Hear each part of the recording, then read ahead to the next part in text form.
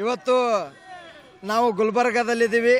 ಶ್ರೀ ಗುರು ಹೊಳೆ ಹುಚ್ಚೇಶ್ವರ ನಾಟ್ಯ ಸಂಘ ಕಮತ್ಗಿ ಕಂಪ್ನಿ ಪ್ರಪ್ರಥಮ ಬಾರಿಗೆ ಗುಲ್ಬರ್ಗಾ ಮಹಾನಗರಕ್ಕೆ ಬಂದಿದೆ. ನಮ್ಮ ಸಂಸ್ಥೆ ಬಂದ ಮೇಲೆ ಈ RCB ಕಪ್ಪನ್ನು ಕೂಡ ಗೆದ್ದಿದೆ. ಅದಕ್ಕೋಸ್ಕರ ಇಲ್ಲಿ ಅಭಿಮಾನಿಗಳು ನಿಮ್ಮ ಸಂಸ್ಥೆ ಬಂದಿದ್ದಕ್ಕೂ ಕಪ್ ಗೆದ್ದಿದ್ದಕ್ಕೂ ಬಹಳ ಸಂತೋಷ ಆಗಿದೆ ಅಂತ ಹೇಳ್ತಾ ಇದ್ದಾರೆ.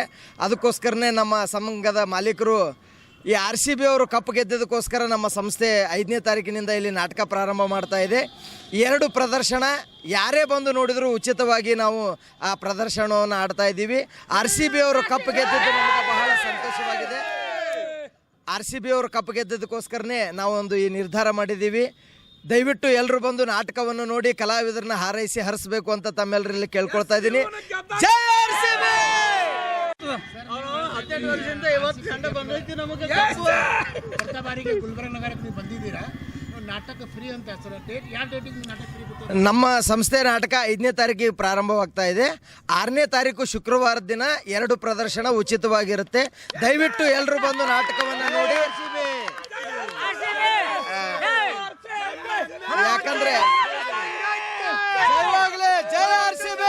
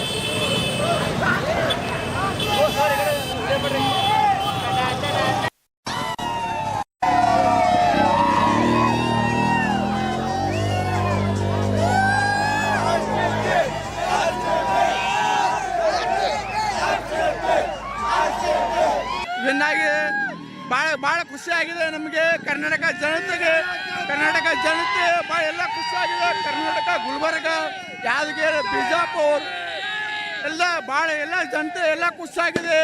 ಶಾಬಜಾರ್ ಕವಾಡ ಗಲ್ಲಿ ಗುಲ್ಬರ್ಗ ಎಲ್ಲ ಭಾಳ ಜನತೆ ಎಲ್ಲ ಖುಷಿಯಾಗಿದೆ. ಶಾಬಜಾರ್ ಗುಲ್ಬರ್ಗ ಜೈ ಅಂತ 18 ವರ್ಷಗಳ ವಿರಾಟ್ ಕೊಹ್ಲಿ ಒಂದು ದೊಡ್ಡ ಪರಿಶ್ರಮದಿಂದ ಭಾರಿ ವಿಜೃಂಭಣೆಯಿಂದ ಜಯಬೇರಿ ಗಳಿಸಿದ್ದಾರೆ. ವಿರಾಟ್ ಕೊಹ್ಲಿ ಪರಿಶ್ರಮದಿಂದ ಜೈ RCB.